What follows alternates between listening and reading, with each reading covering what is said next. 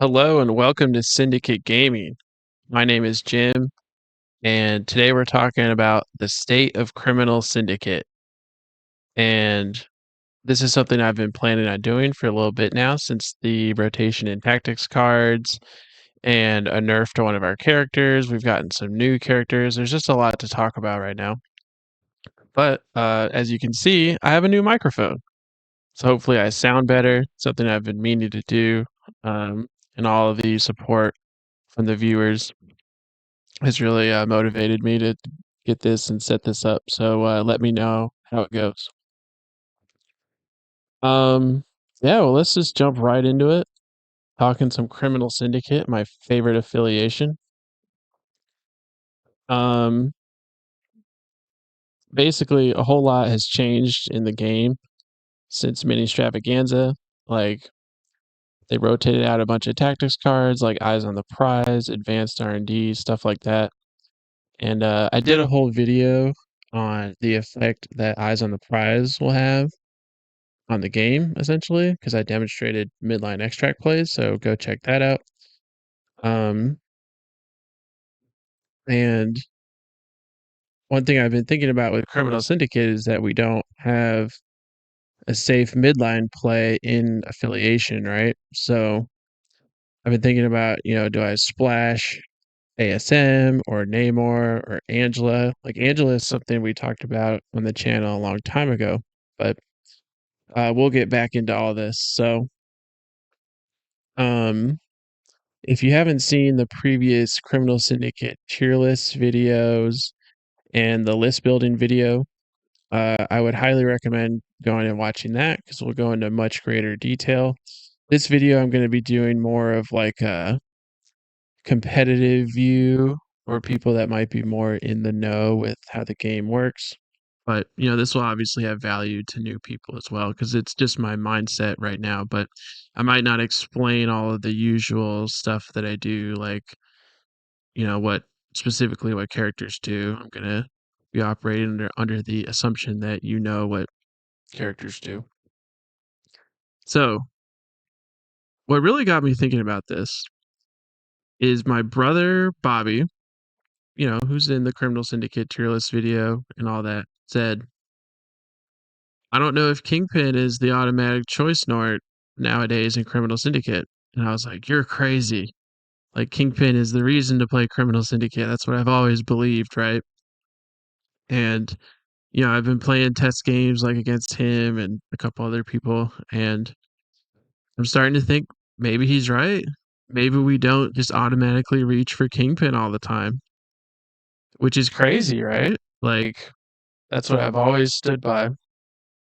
Like Kingpin is so powerful that he's worth having at least in your roster. And for now I am still going to be putting Kingpin into my rosters, but I might not reach for him as often as I used to.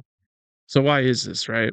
And I think it's because I believe the game is going to go in a more like killing direction because of the changes to the extracts.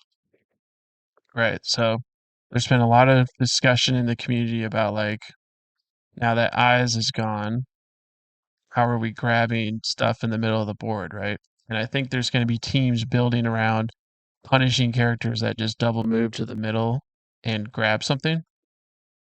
And that's essentially what we have to do, right? Unless we're bringing a splash or one of those plays that I talked about. And that's a problem for Kingpin, right? Because his characters need to be healthy. And if they're not healthy, they're not getting the benefit of the leadership. So my most recent game against my brother Bobby, he was playing the Inhumans and he brought Cosmic Ghost Rider. And round one, Cosmic Ghost Rider, you know, double tapped M'Baku and just, dazed him round one. And it kind of went downhill from there, right? So, like, that's kind of an extreme example because that's like one of the killiest characters in the game, taking out somebody that's weak to energy, but it's still a 4 threat, and he took 7 damage. So it's like, how is my Craven going to stand up to that kind of punishment, right? And it's like, I don't think he can. So, that got me thinking we might need a more dynamic play style than what we've been doing with Kingpin. People always say it's the Criminal Syndicate potatoes, stuff like that, which, I've argued against on here. But, it's true. Like, we need people to be alive. So, like, I'm still going to be bringing Kingpin, but I might only bring him out on like extreme examples or against like web warriors, because like web warriors will rarely, injure your characters, take them off the board, stuff like that. So, he'll be there, but I think our primary game plan should be somebody else, one of the other leaders, right? And somebody I've been thinking about a lot lately is Shadowland Daredevil. And that's because like he is tanky, right? And I think a lot of these new characters coming out really benefit from Daredevil's leadership. Like we've had Silver Sable come out, like she loves the reroll on all of her attacks, right? And we're going to talk about her and Loki more here in a minute. But like, we had obviously Vulture came out, Sandman, Electro, Shocker. They all came out recently. Loki, I think, is the big one here because Loki, has some control and movement, but he's really about dealing damage, right? You know who else is about dealing damage? Shadowland Daredevil. So for now, I think Shadowland Daredevil is our game plan here. So I'm going to put him at the top of the roster. So basically, I'm just going to be building a kind of roster here. Um, this isn't a list building video, but that's just kind of my headspace on criminals right now is who's making my roster, right? So we have Kingpin, we have Shadowland Daredevil. So let's talk about MODOK a little bit. I've heard people say, MODOK's great, they love him, and I've played a little more MODOK. He is good. Like I think he's totally viable, and if you want to lean more into MODOK than Shadowland Daredevil, I wouldn't blame you. Just my thing with MODOK is he's so easily susceptible to control, right? It's like you can pass attacks, which is fantastic. People give rerolls, but the issue is, he has no action economy, right? Just like our other leaders, but he's even more heavily affected by it, I think. And there's just too much like control in the game right now. It's like Hulk just bullies MODOK so hard, which I kind of hate. Because it's like MODOK has to be within range two, or I mean, I'm sorry, Hulk has to be within range two of MODOK or the character that's like supporting him, right? So it's just too much of a liability, I think, until some of that gets toned down. But hey, if you like MODOK, definitely play him. I gotta swap him in and out all the time. Claw, I don't think he is a super viable leader at the moment. I have plans to put out a video on like doing stupid stuff with him turn one. That'll be a lot of fun. So keep an eye out for that. That'll be another like live video, like the midline play video that I did. So that'll be a lot of fun. Spoiler, it'll use grunts and multiple grunts, dazing themselves to move claws. So that'll be a fun one. But he's not making my rosters right now. And it's basically because of Loki. So let's talk about Loki because I haven't covered him on the channel before. He is a 5 threat.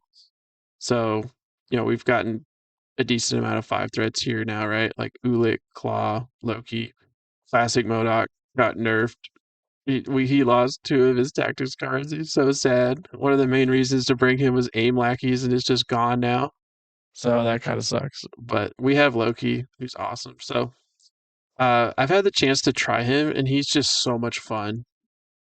And you know, his go forth ability, just a guaranteed choose an ally within 4, place them within range 2. That's just so good for us because all 4 of our leaders don't have action economy. Loki is guaranteed to do it every turn. And in my game with him, he ended up with a ton of power.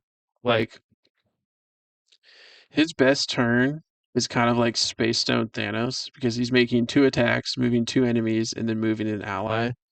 Like that's like 8 threat Thanos, right? And it's Loki doing it as a 5 threat. So, like with Shadowland Daredevil, he's more likely to hit this trigger. You're dealing damage with Daredevil. He's dealing auto damage. Like, it's just really good. And then he's like surprisingly tanky. Like counting skulls in the enemy's roll is insane, right? So one thing I've tried with him is a card that stayed is Recalibration Matrix.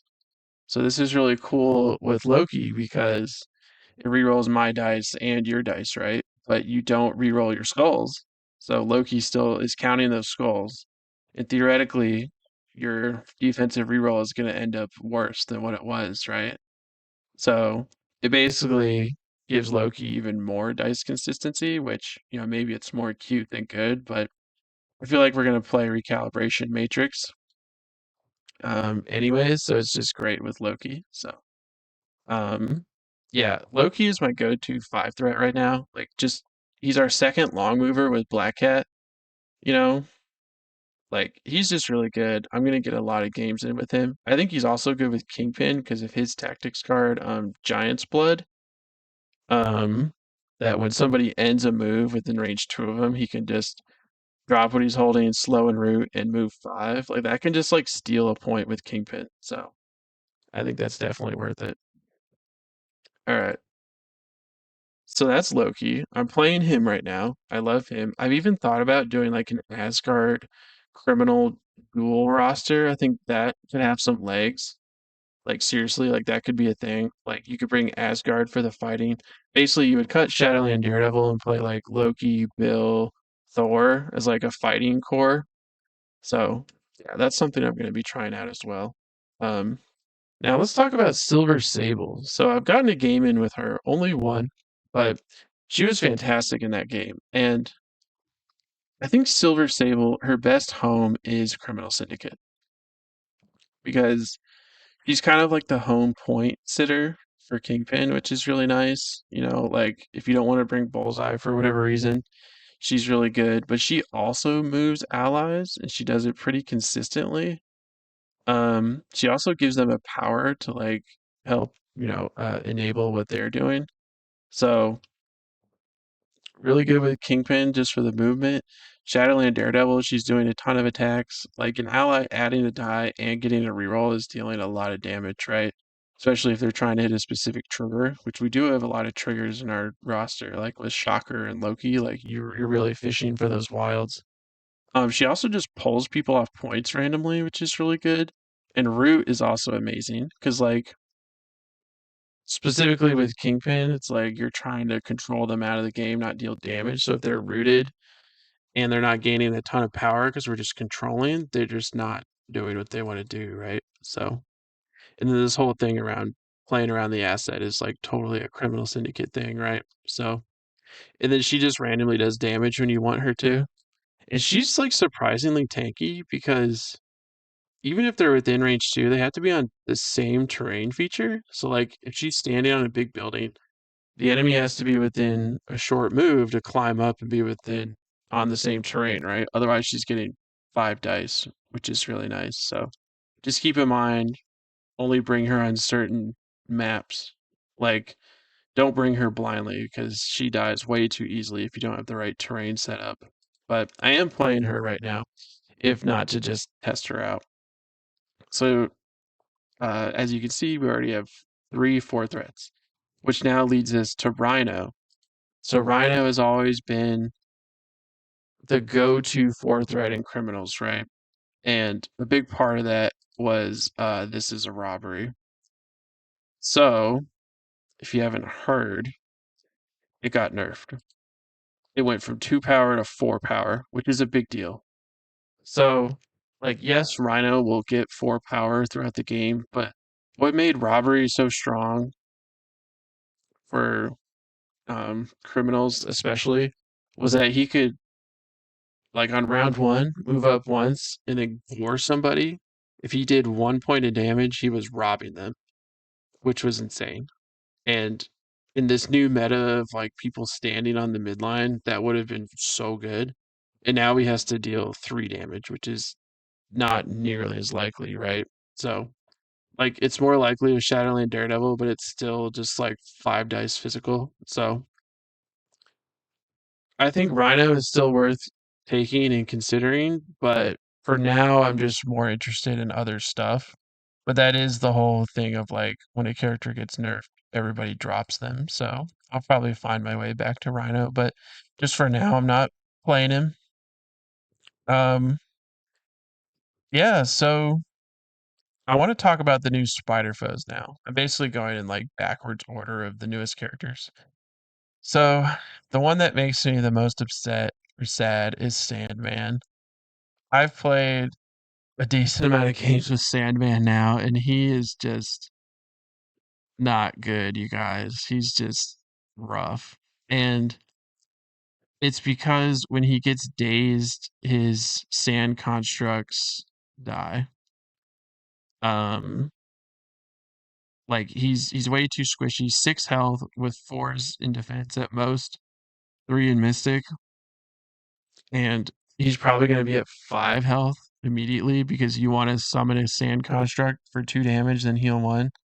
Like that's just not good enough, you know. And like he has so much displacement that's so good, but like maybe it's just my bad luck, but he just doesn't get the damage through to get the pushes.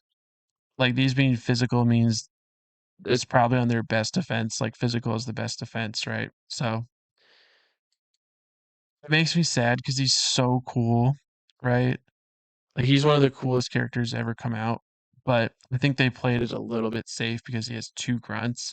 And you know, I don't really blame AMG because it's like I'd rather somebody like this be on the weaker side than like dominating the game because of grunts, you know? So it's okay. It just makes me a little sad. Oh, and he also got hurt by the banning of exceptional healing because I think he really benefited from that card, and he just does not have enough power to play the new one. So rip Sandman. I gave him an honest shot. If he gets buffed in the future, then I'll consider it. He also just you can't have his grunts and Daredevil's grunts at the same time, so that's anti synergy. Because Daredevil would help him get this damage through, right? But like you're just giving up the ninjas, and I don't think that's worth it. So let's talk about Vulture now. So I've seen people say Vulture is the worst character in the game. I don't think that's true, but in my games with him, he's been rough. Um, it's again he just dies so easily, and I think this criminal game plan we have is to get an early lead. So I'm always tempted to like get him up there round one, but then he just dies, right? It's like maybe it's just because I have priority, you know, but if I don't have priority at the top of round two, he's dazing anyways. So he's just killed too easily. Just sad. Um, if we get some more like defensive options, he might be okay, but he is a little bit rough. I've liked Shocker a decent amount. Where's Shocker? Shocker's been pretty good for me. Um, the Stagger is really nice. It's another source besides Kingpin, and it's at range 3. Um, usually what happens with Shocker is like he just ends up in a bad position, and I want him to make 2 attacks, but then he's not on a point. So it's the same situation of like he makes 2 attacks or moves and makes 1 attack, and he feels way worse when you do that. So like maybe Loki will help him out by placing him, but I'm liking him at the moment as a 3 threat. Um, so I'm probably playing Shocker.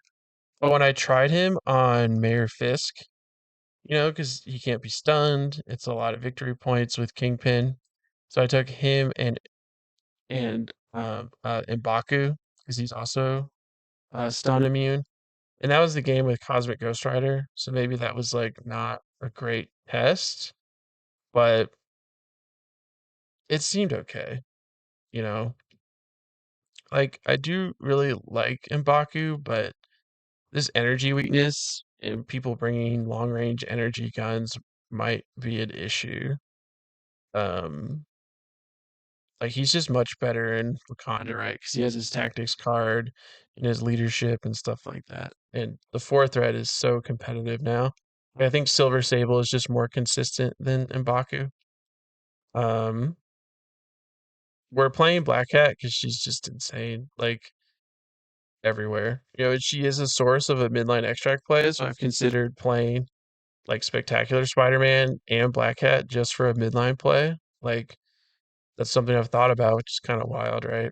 Um, yeah, I don't need to harp on Black Cat. She's just great. Bullseye is an auto include, two threat. Um, Electro, I should probably talk about him. I haven't played him yet, to be honest, and I think it's because he doesn't have control. But the more I think about it, he does a lot of damage, just like ping damage, and Loki also does this ping damage and is moving people. So like Loki can like bamboozle somebody into range of Electro, who then zaps them with live wire, which is really cool, right? So I think there's something there with that, with like auto damage, because like Bullseye also deals auto damage. Like there's probably something there. I just haven't tried it yet. And that style of the list might just be better in Spider Foes, but you know, worth trying out if you like it. Um, so yeah, I mean that's it for the newer characters. I like the new Crossbones a lot with Shadowland Daredevil. Like Energy Beam is fantastic. He's just slow, but like Loki and Silver Sable help with that. Like honestly, Loki and Silver Sable moving allies and both being in Criminal Syndicate is a huge deal. And I need to be testing them out more often, right? Like I would consider playing both of them in the same game, right? Like that's already 13 threat with your leader, but that might just be like the core from now on. So we'll see. We'll see. Um, yeah, so then there's a few splash spots. Typically I would reach for like I think right now I really want to try ASM. Like I wanted to try him in Criminals before he became like, one of the only people that can grab an extract. And because he's just so tanky and fast, like he's just good with Kingpin, right? Like he's protecting your allies. Like he's just good. Getting extra power. So I'm gonna be trying him out. Like if I'm not playing Loki, I'll be playing ASM. And it's tough to decide when you want these things, right? But that's just gonna be like, testing. So um and then for other splashes, just kind of, whatever you're feeling. Like, Baron Zemo is great. Here, let's pull up some three threats. But um, like the classic Baron Zemo is so good. Sam Wilson, you could splash into something else. You could play Deadpool because he's always healthy for Kingpin. So, these slots are open. But this is just where I'm at with the criminals at the moment. Um,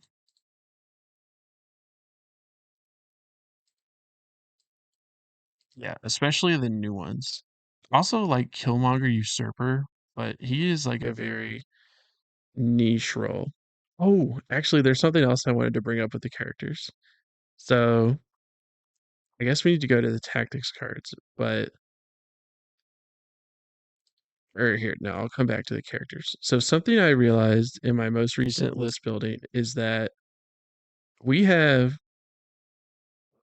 one, two, three characters in affiliation that get bonus victory points for doing something, right? So that's Killmonger with Usurp the Throne. It's MODOK with Mind Games and Simpleton. And then Silver Sable also gets victory points when she dazes or KOs somebody, right? So here, Sable International. If she dazes or KOs an enemy, get a victory point. Usurp the Throne. When Killmonger dazes or KOs the target, that's 2 victory points. And then MODOK Mind Games just gives you a point, right? So yeah, I think there's something worth exploring here. Like you could also even add like Punisher to get even more like VPs, but and part of it too is like if you do the Asgard splash and you already have Killmonger, you can do the really easy like Trickster's Boon thing where like Loki buffs up Killmonger to deal damage and you get a bunch of victory points. I think 3 victory points, right? Um, yeah, Trickster's Boon. Yeah, so you get a VP if you daze or KO the enemy. So it's like it's already in your list, so that's another thing you could be doing. So definitely worth exploring because like extra VPs are no joke. And if you just have a lot of characters that can do that, it's like, what is the other player supposed to do, right? So I don't know. And and one of them's even your leader. So you can bring Modok, Silver Sable, Killmonger is only 12 threats, and you just fill it out with whoever else you want, right? So yeah, definitely something there. Um, so as far as tactics cards, I think Shadow Org is going to be really good going forwards because people are going to be having these guns to try and punish you on the midline, right? Like Cruelty helps you get that extra days. Like I love Cruelty. Play Cruelty if you haven't tried it. But like if we're doing a really brawly midline kind of thing, Cruelty just helping you guarantee that days is so good. Um, yeah. So then I already touched on recalibration matrix, especially with Loki, but like I think it's just gonna be a staple, right? Because it's one of the best like generic tactics cards, right? Like that and fallback are some of the only ones left. We can't bring mission objective anymore. That was great for criminals, but yeah, fallback is also going to be crucial in this day and age.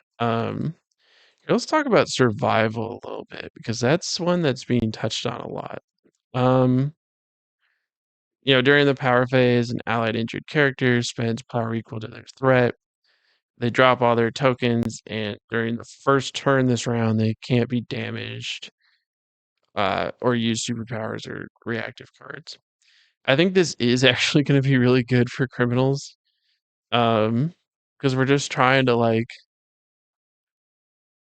survive and score out, right? So if we're able to like, even on like Kingpin, people try and burn down Kingpin. It's like if you could just play survival on him to buy you that extra turn, like yes, it costs him a ton of power, but he could still like, pop off. Like if he has 7 power, 4 for survival, 3 for hail to the king, he's still throwing and staggering that enemy model that was gonna KO him, right? Like their big, Cosmic Ghost Rider or Hulk or whoever it may be. So I think survival is gonna be good. Um, yeah, this card seems kind of wild, honestly. I haven't talked about the tactics cards, but yeah. Um, so losing eyes is obviously a huge deal, like I've mentioned, but it does free up a slot in our roster, which is really nice. So, like bringing characters that require tactics cards now feels less bad, if that makes sense. So, like, classic Ghost Rider, you kind of have to deal with the devil. It's like you don't feel as bad now because, like, you're not forced with eyes, and we're not forced to play Bill. Like, I don't think we have to play Bill anymore, while I'm thinking about it. Because I used to put Bill into all of my criminal rosters. So yeah, um, our restricted cards didn't really change. Um, I think we're still bringing Brace, and then your choice of Indom or Sacrifice. Like we didn't play Disarm or Advanced R&D. So also, I mean, Patch Up is also great in criminals if you want to play that. And we weren't doing the Hellfire thing. Well, I guess there probably were some people like Bill and Rhino, but yeah. So for crises, I tried Mayor Fist because I've touched on this, right, with the stun immune models, and I think it can work. You just need to be careful because, like, really big, scary models just punish you so hard on this crisis, right? It's like this one is especially like, all right, we're fighting in the middle. And part of the issue with this is like good players will move the witness away from you, so you have to spend an action or a superpower to get back on it. And most of our characters don't have action economy, as I've mentioned, right? It's like, yeah, Loki can move one person. Silver Sable can move. Well, I mean, she can move multiple, I guess, but it costs her a ton of power. But like, Shocker doesn't place himself, Bullseye. So I think if you're going to be playing Mary Fisk, you need to have characters that can place themselves. And this is another reason to bring Punisher, who I've been thinking about a lot, because Punisher is like great with Shadowland Daredevil. You know, he moves himself, he gets extra VPs, benefits from grunts. So I might be trying Punisher, honestly. You know, he does damage on the midline, like, and I think that's going to be really important. So, um, I haven't given up on Mayor Fisk yet. I'm gonna keep trying it, but obviously still love Scoundrels. Like Kingpin Scoundrels combo is just so good. You know, you can't pass it up. And then I think it's still Infinity Formula. You could go Intrusions if you wanted to, for that extra fightiness, action economy, high threat. So that looks weird, but that might be what I'm doing right now. Um, yeah. And then for extracts, I like the ones that the ninjas can grab turn one. So like I think cubes is pretty good because it's high scoring. You could do a senator, but be careful because then you can only move once off of deployment, which could be an issue. So like make sure you put it on the right character. Uh, Try not to play spider infected because of this action economy issue. And then research station is still really good with Kingpin, right? So I think that's where I'm at right now. Cube, senators, research station. But I could see swapping cubes for one of these other ones, like hammers. Like ninjas are really good at moving a hammer, right? Like that's just really, really good. So yeah. So that's kind of where I'm at right now with criminals. A little bit more of a rambly video, not crazy planned out, but um yeah, let me know what you guys think about criminals right now, how you're finding them. I know there's people out there that love Modoc and that's fantastic. I just want to hear how you've been, trying out Silver Sable, Loki, the new Spider Foes. Just let me know. Um, and as far as the next few videos, I mentioned, the Claw plays. I'm gonna do Professor X plays. Um, I know. I think your name Sean has been asking for a Sentinels video for a long time. I am gonna do it. I was waiting for Nimrod to come out before I made a Sentinels video, but he's still not even teased, so like I can't keep waiting, I'm just gonna do it. Also, Sentinels just got majorly buffed, which I have to talk about right now. This going from 8 power to 4 power is a big deal. Like this seems really good. So, like once they get Nimrod or Bastion or whoever, Sentinels are gonna be good one day. Or if they just get buffed. But yeah. Oh, I also want to talk about Servants of the Apocalypse because we got the affiliation list, which some of my speculations were right, some of them were wrong, but hey, that's okay. That's all part of the fun, right? So, well, guys, thanks for watching. Thanks for sticking with me. Um, Please subscribe if you haven't. That's the best way to help. We're getting close to 500 subscribers, which is fantastic. So, yeah, hope y'all are doing well, and I'll see you in the next video. See ya.